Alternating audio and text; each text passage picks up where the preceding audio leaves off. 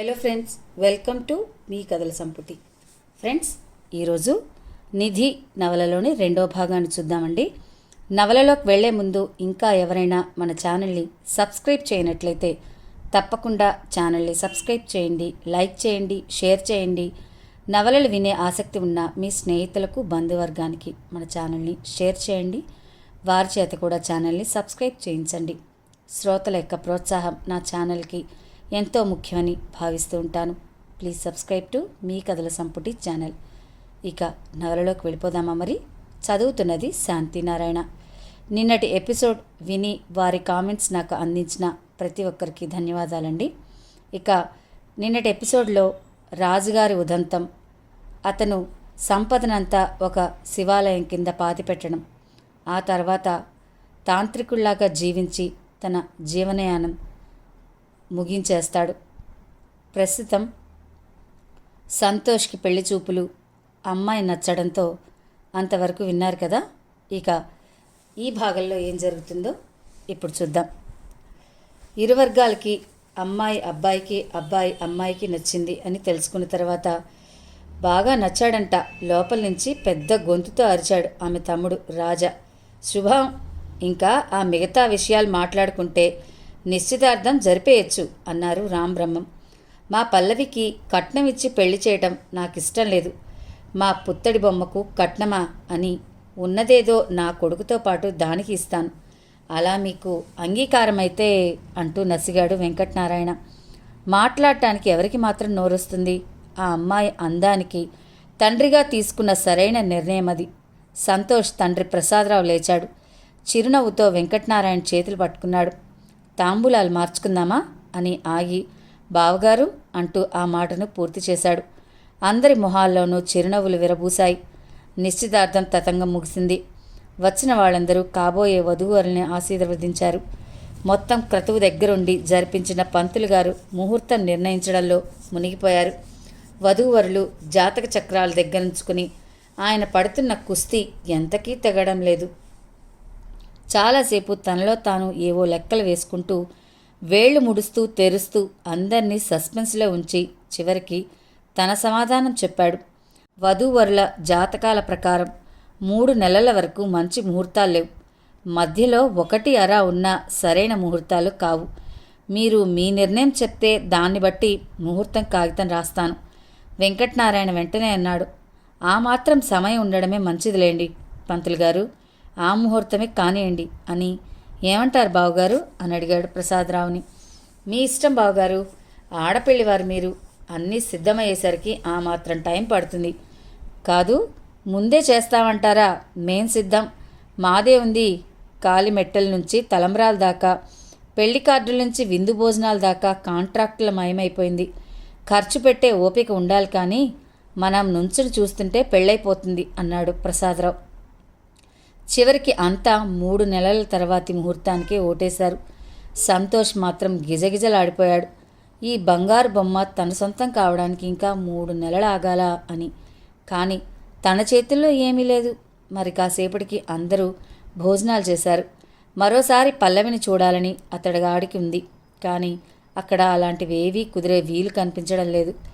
మరి కాసేపటికి వాళ్ళు బయలుదేరాల్సిన సమయం వచ్చింది. బయలుదేరి వెళ్ళడానికి బయటకి నడుస్తూ సంతోష్ రాజా చేతిలో ఓ బాక్స్ ఉంచాడు. మీ అక్కకి ఇవ్వు అని వెళ్ళి సుమోలో కూర్చున్నాడు. కిటికీలో నుంచి, పక్క ఇళ్లల్లో నుంచి కొన్ని జతల కళ్ళు అతడిని గమనించడం అతడికి తెలియదు. వాటిలో ఒక జత పల్లవివని తెలిస్తే మాత్రం బహుశా అతడు అక్కడి నుంచి కదిలేవాడు కాదేమో. వీడ్కోలు చెప్పడానికి బయటికి వచ్చిన వెంకటనారాయణ, వచ్చేటప్పుడు చుట్టూ తిరిగి వచ్చారు మీరు. ఇలా కొద్దిగా ముందుకు వెళ్ళి మట్టి రోడ్డు వెంటే వెళ్తే టౌన్కి బాగా దగ్గర, మెయిన్ రోడ్ మీదకి వెళ్ళిపోతారని డ్రైవర్కి ఆ దారి చెప్పాడు. సంతోష్ అండ్ గ్రూప్ అందరికీ వీడ్కోలు చెప్పి బయలుదేరారు. అప్పుడు తను చెప్పిన ఆ దగ్గర దారి త్వరలోనే తన కుటుంబంలోని అలజడికి దారి తీస్తుందని ఆ క్షణంలో అతడికి తెలియదు. ఆ మట్టి రోడ్డు వెంట ముందు సుమో, వెనకాల కారు సాగిపోతున్నాయి. రోడ్డు కొద్దిగా గోతులతో నిండి ఉండడం వల్ల నెమ్మదిగా సాగుతోంది ప్రయాణం. ఆ రోడ్డుకి ఎడం పక్కన దూరంగా కనిపిస్తున్న ఓ కట్టడం ప్రసాదరావుని ఆకర్షించింది. శిథిలమైన స్థితిలో ఉన్న గుడి అది. వృత్తిపరమైన అనుభవం అది. అతి పురాతనమైందని చెప్తుంటే ఆపుకోలేని కుతూహలం కారు అక్కడికి ఆపమని డ్రైవర్కి చెప్పించింది. గట్టిగట్టిగా హారన్ కొట్టి వెనక్కి చూసిన సుమో డ్రైవర్కి ఆగమని సైగ చేసి గుడి ముందు కారాపాడు డ్రైవర్. కిందకి దిగిన ప్రసాదరావు ఆశ్చర్యపోయాడు. ఖచ్చితంగా 100 ఏళ్ల క్రితం కట్టిన గుడి అది. ప్రస్తుతం శిథిలావస్థలో ఉంది. చుట్టూ పిచ్చి మొక్కలు పెరిగిపోయాయి. ధూపదీప నైవేద్యాలు లేక పొడవడి ఉంది. కానీ దాని వైభవం మాత్రం చెక్కు చెదరలేదు. ముందు స్తంభంలో కూడిన మండపం, లోపల గర్భగుడి, పెచ్చులూడిపోయి ఉన్న నంది విగ్రహం, లోపల బూజు పట్టిన స్థితిలో శివలింగం ఉన్నాయి. అందరూ వింతగా విచిత్రంగా చూస్తుంటే ప్రసాదరావు మాత్రం స్తంభాల మీద అరిగిపోయిన స్థితిలో ఉన్న శాసనాన్ని తదేకంగా పరిశీలించసాగాడు. ఏనాటిదో ఈ గుడి ఖచ్చితంగా చారిత్రక ప్రాధాన్యం మాత్రం కలది. తన శాఖకి మంచి పని కల్పించే గుడి, వృత్తిపరమైన సంతృప్తినిచ్చే పని. ఏ తిరుమల తిరుపతి దేవస్థానముల వాళ్లకు తెలియచేస్తే జీర్ణ దేవాలయాల పునరుద్ధరణ కింద దీనికి పూర్వవైభవం దక్కుతుంది. తనకి ఘనత కూడా. ఆ ఆలోచనలతో ఆయన ఆ గోడల్ని సెల్ ఫోన్ కెమెరాతో ఫోటోలు తీయించాడు. ఆ ఫోటోల్లో స్తంభాల మీద ఉన్న శాసనాలు కూడా ఉన్నాయి. హైదరాబాద్ వచ్చాక వేరే ఏ పని మీద దృష్టి పెట్టలేకపోయాడు ప్రసాదరావు. తన ద్వారా తన డిపార్ట్మెంట్కి మంచి పేరు వచ్చే ప్రాజెక్టు రాబోతోందనే ఆనందం ఆయనని నిలవనీయకుండా చేస్తుంది. వచ్చి రాగానే తన గదిలోకి వెళ్ళిపోయి సెల్ ఫోన్లోని ఫోటోలన్నీ డేటా కేబుల్ ద్వారా కంప్యూటర్లోకి ఎక్కించాడు. తర్వాత అవన్నీ ఒక పద్ధతిలో పేర్చాడు. శాసనాల్ని మాత్రం బాగా పెద్ద సైజులకు పెంచి అందంగా పేజీలు అమర్చి ప్రింట్లు తీశాడు. కంప్యూటర్కి అనుసంధానం చేసిన ప్రింటర్లో నుంచి ఒక్కో పేజీ వస్తుంటే ఎంతో ఉద్వేగంగా ఉంది ఆయనకి. మసకగా ఉన్నటువంటి ఆ అక్షరాలను కూడుబలుకుంటూ చదవగా వచ్చిన సారాంశం ఇది. 13వ శతాబ్దంలో చంద్రశేఖరుడు మహారాజు కలలో కనిపించిన శివుడి ఆజ్ఞ మేరకు ఆ గుడి కట్టించాడు. గుడి కట్టే సమయానికి రాజ్యం మీద యుద్ధమేఘాలు కమ్ముకున్నాయి. అవి పోవాలనే ప్రార్థనలతో ఆ గుడి ప్రారంభమైంది. తర్వాత వచ్చిన కాగితాల్లోని మ్యాటర్ అర్థం కాలేదు ఆయనకి. లిపి కన్నడలో అనిపిస్తోంది. తెలుగునాట కన్నడ లిపిలో శాసనమా? ఇది ఎలా వచ్చుంటుంది? ఏదైనా రహస్యాన్ని అలా పరాయి భాషలో చెక్కించి నిక్షిప్తం చేశాడా మహారాజు? తన తక్షణ కర్తవ్యం గురించి అయోమయంలో పడిపోయాడు ప్రసాదరావు. ఇప్పుడేమిటి చేయడం? డిపార్ట్మెంట్కి అప్పగించేసి మొత్తం టీం కలిసి పనిచేయడమా? తనే మొత్తం పరిష్కరించి అప్పుడు రిపోర్ట్ చేయడమా? ఈలోగా టీటీడీ వారికి ఒక లేఖ రాస్తే? అసలు ముందుగా ఆ గుడి గురించి, ఆ ఊరి గురించి ఎంక్వైరీ చేయాలి. తర్వాత ఏం చేయాలో ఆలోచించవచ్చు అని అనుకున్నాడు. ఆ మర్నాడే తను ప్రముఖ చరిత్రకారుడు రామచంద్రుని కలిశాడు. మీరు చెప్పేదాని ప్రకారం ఆ గుడి ఉన్న ఊరు కోసల రాజ్యంలోకి వస్తుంది. చంద్రశేఖరుడు అనేవాడు కోసల రాజ్యానికి వారసత్వంగా పరిపాలించినట్టు, అతడితో అతని వంశం నిర్మూల్యమైనట్టు, అంతమైపోయినట్టు చరిత్ర చెప్తోంది. అపారమైన అతని సంపదే అతని కొంప ముంచింది. శత్రువులు ఆ సంపద కోసం యుద్ధానికి సిద్ధమైనప్పుడు అదంతా తీసుకొని అతడు ఎక్కడికో పారిపోయాడు. అదంతా ఏమైందో తెలీదు అన్నాడు రామచంద్ర. ప్రసాదరావు చెప్పిన వివరాలన్నీ విని, థ్యాంక్ యూ రామచంద్ర, ఇది నాకు మంచి పేరు తెచ్చిపెట్టే ప్రాజెక్ట్ అవుతుంది. దానికి ఇంకా మీ సాయం కావాల్సి వస్తుంది అన్నాడు ప్రసాదరావు. ఓ ష్యూర్, మీకు ఎప్పుడు ఏ సాయం కావాలన్నా ఫోన్ కాల్ దూరంలో ఉంటాను. ఆ కన్నడ శాసనం ఖచ్చితంగా చంద్రశేఖరుడి సంపద గురించిన సమాచారం అయి ఉంటుంది. అందుకే ఎవరికీ అర్థం కాని రీతిలో కన్నడంలో రాయించాడు. ఆ గుడికి కూడా ఆ నిధితో సంబంధం ఉండుంటుంది. తను చెప్పబడుతున్నది సంచలనాత్మకమైన ప్రాజెక్టు, బోల్డంత గుప్తనిధి, చారిత్రక ప్రాధాన్యత కలిగిన గుడి. ఇంకేం కావాలి? వారాల పాటు వార్తల్లో నానడానికి. అక్కడి నుంచి ప్రతి అడుగు ఆలోచించి వేయడం ప్రారంభించాడు. దీనికంటూ పేరొస్తే అది తనకే రావాలన్న చిన్న స్వార్థం ఆయన చేత ఆ పనులు చేయిస్తోంది. ఆ శాసనం ప్రతుల్ని బెంగళూరులో తనలాంటి ఓ శాసన పరిష్కర్తకి ఈమెయిల్ చేశాడు. ఏదో పుస్తకంలో ఈ పేజీలు కనిపించాయని, కుతూహలం కొద్దీ పంపిస్తున్నానని, అందులో ఉన్నదేంటో తెలియజేయమని నోట్ జడ్జ్ చేశాడు. ఆయన చేసిన తప్పు అదే. ఆ తప్పే తన జీవితంలో కొన్ని దినాలు టెన్షన్ పడేటట్టు, పశ్చాత్తాపడేటట్టు చేస్తుందని ఆ క్షణం ఆయనకి తెలియదు. వారం తర్వాత అటు నుంచి రిప్లై వచ్చింది. అదేదో గుడి తాలూకా వివరాలు, పనిచేసిన శిల్పుల పేర్లు అని అన్నీ ఉన్నాయని తెలియజేశాడతను. ఏదో అవుతుందనుకుంటే ఇలా అయిందేమిటి అనుకుంటూ ఇక ప్రభుత్వానికి విన్నవించడమే మంచిదని నిర్ణయించుకున్నాడు. వాళ్ళ ద్వారా టీటీడీని సంప్రదిస్తే గుడి ఉద్ధరణ త్వరగా అవుతుందనుకున్నాడు. ఏదో అవుతుందనుకున్నది అవలేదని ఆయన నిరుత్సాహపడ్డాడు. కానీ ఏదో జరగడానికి పునాది మాత్రం అక్కడ బెంగళూరు నగరంలో పడింది. బంగారప్ప మామూలుగా అతడు ప్రముఖుడనేమీ కాదు, కానీ అతడి ఆస్తి అతన్ని ప్రముఖుడిని చేసింది. అతడి ఆస్తి గురించి, అతడి వ్యాపార కార్యకలాపాల గురించి అటు కర్ణాటకలోనే కాదు, దాదాపు దేశమంతా రకరకాలైన రూమర్ల ప్రచారంలో ఉన్నాయి. ఆ రూమర్ల వెనకాల నిజమేదో ఉందని, దాన్ని తవ్వి తీసి బంగారప్ప పనిపట్టాలని నిజాయితీగా ఉండే పోలీసులు చాలాసార్లు ప్రయత్నించారు. కానీ దాదాపు ప్రధానమంత్రి స్థాయిలో అతడికున్న పరిచయాలు, ఎన్నికలకు అతను ధారపోసే నిధులు సిన్సియర్ పోలీసుల చేతికి సంకెళ్ళు వేసేవి. పోలీస్ డిపార్ట్మెంట్లోనే ఉన్న బంగారప్ప అనుచరగణం సంగతి సరే, తవ్వి తీసేవాడు లేడని ధైర్యమే బంగారప్ప చేత చీకటి వ్యాపారాన్ని నిర్విఘ్నంగా నిర్భయంగా చేయిస్తోంది. అతి పురాతన వస్తువులు కొని విదేశాలకు చేరవేయడం, దానికోసం దేశమంతా తిరుగుతాడు అతను. అందుకనే దేశమంతా అతడి గురించి తెలుసు. కొన్నిసార్లు కింద స్థాయిలో అతడి వద్ద పనిచేసే వాళ్ళు దొరికిపోతూ ఉంటారు. వెంటనే బంగారప్ప గురించి వార్తలు మొదలవుతాయి. కానీ బంగారప్ప తెలివైనవాడు. కింద స్థాయిలో వాడు దొరికిపోయాడని తెలిసిన వెంటనే ఏ ఊళ్ళో ఉంటే ఆ ఊళ్ళో లాడ్జీ ఖాళీ చేసేసి రాజకీయ ప్రముఖుడు ఎవరో ఒకరింటికి వెళ్ళిపోతాడు. ఏదో పని మీద వచ్చి ఆయనను స్నేహపూర్వకంగా కలిశానని, రోజంతా ఆయన దగ్గరే ఉన్నానని దాటేస్తాడు. దానివల్ల అతడికి 2 లాభాలు.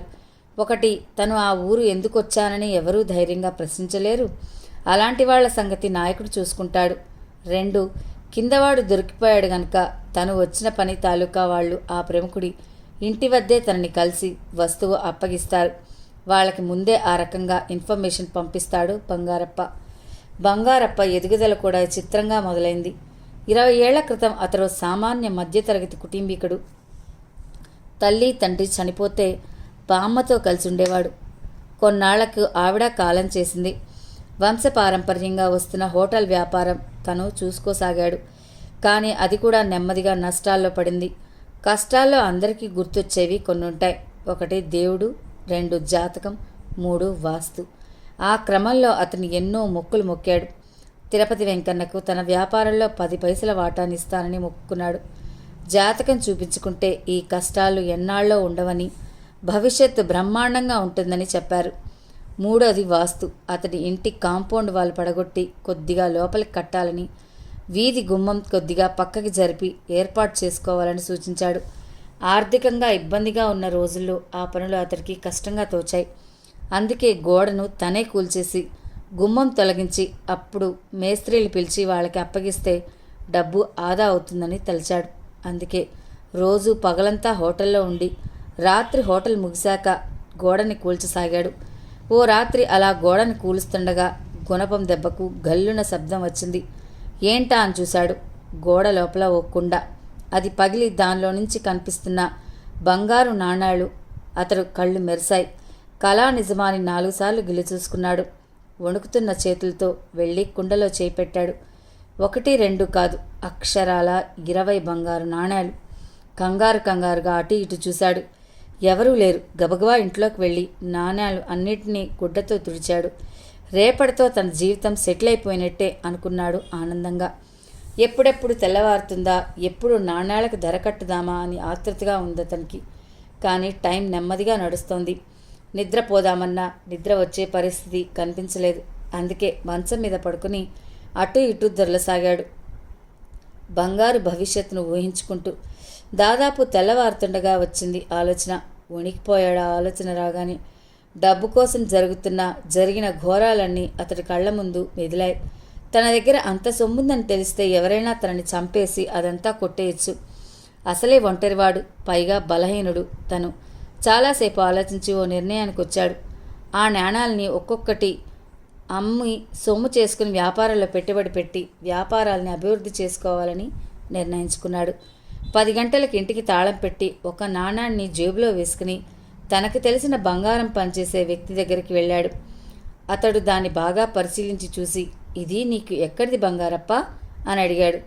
సమాధానం ముద్దే సిద్ధం చేసుకున్న బంగారప్ప, మా ఇంట్లో పూజ గదిలో ఎప్పటినుంచో ఉంది. ఇప్పుడు డబ్బు అవసరం పడి అమ్ముకోవాలనుంది అన్నాడు. నువ్వు చాలా అదృష్టవంతుడివి బంగారప్ప. దీన్ని బంగారాలం కరిగించి అమ్మితే మహా వస్తే ఓ 1000 రూపాయలు వస్తుంది. కానీ ఇది పురాతన నాణెం. ఇలాంటివి కొనుక్కునే వాళ్ళకిస్తే బోళ్ళంత డబ్బు వస్తుంది. నాకు తెలిసి సేట్ ఒకడున్నాడు. ఆయన దగ్గరికి వెళ్ళినా నేను పంపించానని చెప్పు. కానీ జాగ్రత్త సుమా, ఇలాంటివి కొనడం అమ్మడం చట్టరీత్యా నేరం. పురాతన వస్తువులు గుప్త నిధులు లాంటివి దొరికితే ప్రభుత్వానికి అప్పగించాలి చట్ట ప్రకారంగా అన్నాడు. 2 చేతులు ఎత్తి అతడికి దండం పెట్టాడు బంగారప్ప. మీ మేలు నేను బతుకున్నంతకాలం గుర్తుంచుకుంటాను. అతడిని చూస్తూ అన్నాడు. అయ్యయ్యో, ఈ మాత్రానికేనా? ఇందులో నేను చేసిందేముంది అన్నాడు అతను కంగారు పడిపోతూ. కానీ అతడికేం తెలుసు, వేలు వస్తాయని ఆశించిన చోట రిస్క్ అనేది లేకుండా లక్షలు వచ్చే మార్గం చూపించాడని. అలాంటి నాణాలు ఇంకా 19 వరకు బంగారప్ప దగ్గర ఉన్నాయని. సేట్ ఒకటి 10 సార్లు ఆ నాణాన్ని క్షుణ్ణంగా పరిశీలించాడు. 100 సార్లు ఇది మీకెలా వచ్చింది అని అడిగాడు. ఎన్నిసార్లు అడిగినా ఒకటే సమాధానం, పూజ గదిలో దొరికింది అని. సరే సరే, దీనికి 10,000 ఇస్తాను. ఇలాంటి వాటిలో అసలువి నకిలివి పట్టుకోవడం కష్టం. ఏదో అతను పంపాడని నమ్మి మీకంత డబ్బు ఇస్తున్నాను. తర్వాత మీ ఇష్టం అన్నాడు సేట్. అప్పటికే బంగారప్ప మొహం వెలిగిపోవడంతో అతను గమనించలేదు. లేకపోతే అంత బతిమాలుతున్నట్టు ఆ మాటలు చెప్పేవాడు కాదు. ఇలాంటివి ఇంకా ఉంటే తీసుకుంటారా అని అడిగాడు 10,000 జోబులో సర్దుకుంటూ మెరిసిన కళ్ళతో. ఎన్నైనా తీసుకురా, తీసుకుంటాం. పెద్దగా ఆసక్తి లేనట్టుగా నిర్లిప్తంగా అన్నాడు సేట్. మర్నాడు హోటల్లో కూర్చుని పేపర్ తిరిగేస్తుండగా బంగారప్పను ఆకర్షించిందో వార్త. పంచలోహ విగ్రహాలు కొంటున్న వడ్డీ వ్యాపారస్తుడు చంపక్లాల్ అరెస్ట్ అన్న వార్త. దాని కింద తను నాణెం అమ్మిన సేట్ ఫోటో. కంగారుగా వార్తను చదివాడు బంగారప్ప. పైకి తాకట్టు వడ్డీ వ్యాపారాల ముసుగులో లోపల పురాతన వస్తువులు కొని అమ్మే వ్యాపారం. నిన్న విశ్వసనీయ సమాచారం ప్రకారం మీడియాతో కలిసి పోలీసులు చేసిన దాడిలో సేట్ చంపాలాల్ నిజస్వరూపం బయటపడింది. అతడు ఎప్పటినుంచో ఈ వ్యాపారం చేస్తున్న దాఖలాలున్నాయి. పురాతన వస్తువులో దొరకడం ఇదే ప్రథమం. నిన్న అతడి వద్ద దొరికిన వస్తువుల్లో శ్రీరామచంద్రుడు, పంచలోహ విగ్రహం, ఒక పురాతనమైన నాణెం ఉన్నాయి. చీకటి బజార్లో విగ్రహం విలువ 10 లక్షలు, ఆ నాణెం విలువ 2 లక్షలు ఉంటాయని పోలీసు వర్గాలు తెలిపాయి. వార్త కింద శ్రీరాముడి విగ్రహం ఫోటో, ఆ నాణెం ఫోటో వేశారు. అది చూస్తూనే బెర్ర బిగుసుకుపోయాడు బంగారప్ప. తను అమ్మిన నాణెం అది. ఎంత మోసం చేశాడు సేట్! పళ్ళు పటపటా కొరికాడు బంగారప్ప. తను ఒకటే పట్టుకుని వెళ్ళడం మంచిదైంది. 2 లక్షల విలువైన వస్తువుకి 10,000 ఇచ్చి మోసం చేసిన సేట్ తగిన శాస్తి జరిగిందనుకున్నాడు. తర్వాత అతడి మీద కోపం కన్నా 2 లక్షలకు ఆ నాణాల్ని కొనేది ఎవరనే సమస్య మొదలైంది అతనికి. 10 రోజుల తర్వాత ఆ సమస్యకి పరిష్కారం దొరికింది. సేట్ బెయిల్ మీద విడుదలయ్యాడు. బంగారప్పను చూడగానే రండి, ఏమిటిలా వచ్చారు? మళ్ళీ ఏమైనా తెచ్చారా అడిగాడు. జైలు నుంచి వచ్చిన భయం కూడా లేదా వెధవకి, మనసులోనే తిట్టుకున్నాడు బంగారప్ప. సేట్ కూడా అతను పేపర్ చదివి వచ్చాడన్న విషయం అర్థమైంది. కానీ ఏం చేయలేని ధీమా. ఎందుకంటే అలాంటి నమ్మకం అమ్మడం కూడా నేరం కాబట్టి. కానీ బంగారప్ప అలాంటివేవీ మాట్లాడలేదు. 2 లక్షల రూపాయల నాణాన్ని 10,000 కొన్నారు. నాకు మీ మీద కోపం లేదు, కానీ మీ వ్యాపారం మీద మాత్రం ఆసక్తి పెరిగింది. అలాంటివి నా దగ్గర ఇంకా 19, వింటున్నారా, 19 నాణాలున్నాయి. అవి మీకే ఇస్తాను. నాకు డబ్బు కూడా వద్దు. మీరు చేసే వ్యాపారంలో వాటా ఇవ్వండి. ఈ కేసులో ఒకవేళ మీకు శిక్ష పడినా వ్యాపారం నేను కంటిన్యూ చేస్తాను. స్థిరంగా ఉన్న అతడి గొంతు చూసి సేట్ మారు మాట్లాడలేదు. నిజానికి తన తర్వాత ఆ వ్యాపారం కంటిన్యూ చేసేవాళ్లు లేరు. అతని కొడుకులు, కోడళ్ళు, కూతుళ్ళు, అల్లుళ్ళు అంతా విదేశాల్లో సెటిల్ అయిపోయారు. వాళ్ళెవరికీ సేట్ ఆ వ్యాపారం చేయడం ఇష్టలేదు. వాళ్ళని ఆ స్థితికి తీసుకురావడానికి కారణమైన వ్యాపారాన్ని వాళ్ళు చిన్నచూపు చూడటం ఇష్టం లేదు సేట్కి. అందుకే అందరినీ కాదని ఇక్కడ ఒంటరిగా ఉంటున్నాడు. అలాంటిది ఈ కుర్రాడు నేను వ్యాపారం చేస్తానని వచ్చినందుకు అతనికి ముచ్చటేసింది. ఒకవైపు ఆ కేసు వాయిదాలకు వెళ్ళి వస్తూ వ్యాపారంలో బంగారప్పకు శిక్షణ ఇవ్వసాగాడు సేట్. పురాతన వస్తువుల్ని అసలువో నకిలీవో పోల్చుకోవడం, జాతిరాళ్లకి వజ్రాలకి విలువ కట్టడం, అత్యంత రహస్యంగా విదేశీ ఏజెంట్లను అందజేయడం వంటివన్నీ ఓపిగ్గా చెప్పాడు. ముంబైలో ఉండే ఆ వ్యాపారంలో పెద్దలని పరిచయం చేశాడు. బంగారప్పకి వ్యాపారం మంటపట్టేసరికి సేట్ ఆ కేసులో శిక్ష పడింది. శిక్ష ముగించుకుని బయటకొచ్చిన కొంతకాలానికి అతడు కాలం చేశాడు. అప్పటికే బంగారప్ప ముదిరిపోయాడు. సేట్ తాలూకా ఇక్కడున్న ఆస్తినంతా ఆక్రమించుకున్నాడు. అమెరికా నుంచి వచ్చిన కొడుకుల్ని నోరెత్తవద్దని, ఎత్తితే అమెరికా తిరిగి వెళ్లరని బెదిరించాడు. ఆ సేట్ అడ్రస్ చెప్పిన బంగారు పనివాడికి మాత్రం రకరకాలుగా సహాయం చేశాడు. సేట్ చెప్పని ఓ పాఠాన్ని అనుభవపూర్వకంగా తెలుసుకున్నాడు బంగారప్ప. అది రాజకీయం అండ ఉంటే ఇలాంటి చీకటి వ్యాపారాలు ఎన్నెన్నైనా ఏ స్థాయిలోనైనా చేయవచ్చని. అందుకే లోకల్ లీడర్ల నుంచి ప్రారంభమైన అతని పరిచయాలు ఢిల్లీ దాకా చేరాయి.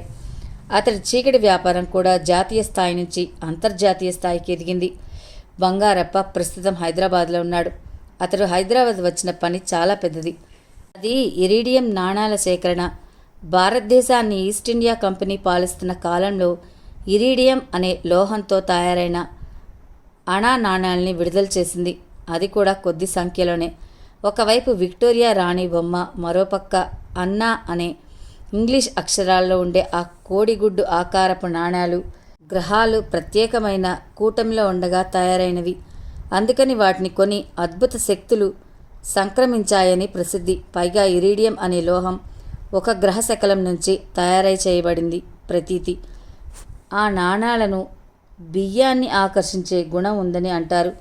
బియ్యం ఉన్న పళ్ళెంపైన ఇరీడియం నాణాన్ని పెడితే బియ్యం ధారలా పైకి లేచి నాణాన్ని అందుకుంటాయని చెప్పుకుంటారు. ఆ నాణానికి ఉన్నాయని చెప్పుకునే అద్భుత శక్తుల వల్ల వాటికి చీకటి బజారులో ఎంతో డిమాండ్. అలాంటి ఆ నాణాల వేటలోకి అనుకోకుండా కొన్ని దేశాలు కూడా ప్రవేశించాయి. ఇరీడియం చాలా బలమైన లోహం. దాన్ని కృత్రిమంగా నైనా తయారు చేసి తమ సైనిక, వైమానిక, అంతరిక్ష పరిశోధనల అవసరాలకు వాడుకోవాలని పలు దేశాలలో ఆలోచనలు. మామూలుగా వాటి కోసం ప్రయత్నిస్తూనే రహస్యంగా చీకటి వ్యాపారుల ద్వారా కూడా ప్రయత్నించసాగాయి ఆ దేశాలు. అలా అందరి దృష్టిని ఆకర్షిస్తున్న ఆ అణా విలువగల నాణం ప్రస్తుతం మార్కెట్లో అక్షరాల 800 కోట్ల విలువ పలుకుతుంది. భారతదేశానికి సంబంధించి అలాంటి వ్యాపారానికి బంగారప్పే కింగ్, అందులో సందేహం లేదు. అందుకే ఆ బాధ్యత అతనికి అప్పగించబడింది. అంతర్జాతీయ స్థాయిలోని ఆ పని తను సక్రమంగా వినియోగించుకోగలిగితే తన పేరు మారుమరుగిపోతుంది. 800 కోట్ల రూపాయలు తన సొంతం అవుతాయి. అందుకే ఎప్పట్లాగా హైదరాబాద్లో రూమ్ తీసుకుని దిగి తన అనుచరుల్ని ఊరూరా తిప్పసాగాడు. ఇరీడియం నాణాలు ఆంధ్రప్రదేశ్లో ఉన్నాయని అతడు విని ఉన్నాడు. అందుకే అక్కడ వేటాడసాగాడు. బంగారప్ప కన్నా ముందే రైస్ పుల్లింగ్ నాణెం పేరిట వేట ఎప్పుడో ప్రారంభమైంది ఆంధ్రప్రదేశ్లో. ఏ వ్యాపారంలో అయినా మంచి చెడు రెండు ఉంటాయి. అది చీకటి వ్యాపారమే అయినా అందులో కూడా చెడు ప్రవేశిస్తే వ్యాపారం అక్కడితో అంతమైపోతుంది. ఆ చెడు పేరే మోసం. రైస్ పుల్లింగ్ నాణాల పేరిట సాగుతున్న వేట ఆంధ్ర రాష్ట్రమంతా అలజడి సృష్టించింది. పత్రికల్లో ఎన్నో వార్తలు రాసాగాయి. కొన్ని పత్రికలు ప్రత్యేక ఫుల్ పేజీ కథనాలు కూడా ప్రచురించాయి. తెలివైన వాడెప్పుడు ఏ అవకాశాన్నైనా సద్వినియోగం చేసుకుంటాడు. అలాంటి కొంతమంది తెలివైన వాళ్ళు ఇప్పటికే ఈ అవకాశాన్ని వాడుకున్నారు.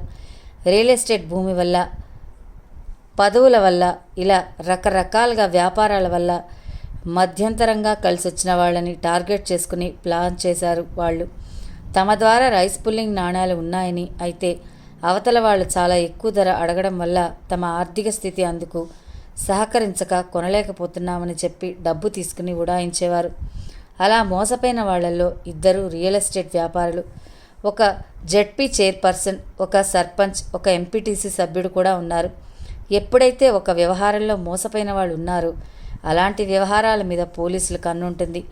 ఇరీడియం నాణ్యాల వ్యవహారం గురించి కూడా ఆంధ్ర పోలీసులు చాలా సీరియస్గా ఉన్నారు. అందుకే బంగారప్ప పని జరగడం చాలా కష్టంగా ఉంది. అనుకున్న పని జరగకపోతే చిటచిటలాడిపోతాడు బంగారప్ప. ఆ నాణాల పేరు చెప్పి మోసం చేసిన వాళ్ళని, మోసపోయిన వాళ్ళని కాల్చేయాలన్నంత కోపం ఉంది అతనికి. చిత్రం ఏమిటంటే, దొంగ నోట్లు ఇస్తానని చెప్పి ఒక వ్యక్తి నన్ను మోసం చేశాడని ఒకడు కేసు పెడితే స్వీకరించే పోలీసులు, ఇలా నాణాలు ఇస్తానని మోసం చేశాడని కేసు పెడితే స్వీకరించే పోలీసులు, అలాంటి చట్ట వ్యతిరేకమైన పనులు చేద్దామనుకున్న వాళ్ళ మీద ఎదురు కేసులు పెట్టారు. అలాంటి వాళ్ళ మీద కేసులు పెట్టడం కాదు, ఏకంగా ఎన్కౌంటర్ చేసి పారేయాలి కసిగా అనుకున్నాడు బంగారప్ప. అలాంటి చికాకులో ఉన్న బంగారప్పకు కుమారస్వామి నుంచి ఫోన్ వచ్చింది. కుమారస్వామి ఫోన్ చేశాడంటే ఏదో ముఖ్యమైన విషయమే అయి ఉంటుంది. అందుకే చికాకును అణుచుకొని ఫోన్ తీసి హలో అన్నాడు. బంగారప్ప, నీకు ముఖ్యమైన విషయం చెప్పాలని ఫోన్ చేశాను. హైదరాబాద్ నుంచి మా డిపార్ట్మెంట్ వ్యక్తే ఒకతను ఓ శాసనం చదివి వివరాలు పంపమని మెయిల్ చేశాడు. ఆ శాసనం చదివి మతిపోయింది నాకు. రామాపురం అనే ఊరిలో శివాలయం పునాదుల కింద 800 ఏళ్ల నాటి నిధి దాచబడి ఉంది. నా ఉద్దేశం ఆ నిధికి ఖరీదు కట్టడం కూడా ఎవరితరం కాదు. ఆ గుడి గురించి వివరాలు తెలుసుకో. మరి ఈ మెయిల్ పంపిన వాడిని ఏం చెప్పారు? అదేదో గుడి మీద శిల్పాలు చెక్కిన శిల్పుల పేర్లని అబద్ధం చెప్పేశానులే అన్నాడు అతను. Thank you. నేను ఇప్పుడు హైదరాబాద్లోనే ఉన్నాను. ఇక్కడి నుంచి ఎంక్వైరీ చేస్తాను. మరి నా వాటా రేపే మీ ఇంటికి అందుతుంది. పని పూర్తయ్యాక మిగతా సంగతి చూసుకుందాం. అలాగే ఉంటాను మరి. సరే సరే, ఆ ఊరి పేరు ఏమిటన్నారు? రామాపురం చెప్పాడు కుమారస్వామి. ఫ్రెండ్స్, విన్నారు కదా నవలలోని 2వ భాగాన్ని. ఆద్యంతం ఆసక్తి గొలిపే ఈ నవలను మీకు అందిస్తున్నాను. నవల విన్నాక మీకు కలిగిన భావాన్ని కామెంట్స్ రూపంలో నాకు అందిస్తారని ఆశిస్తున్నాను.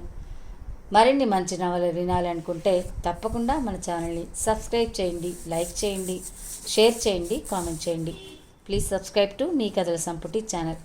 మరో భాగంతో మీ ముందుంటాను. అంతవరకు సెలవు. నమస్తే.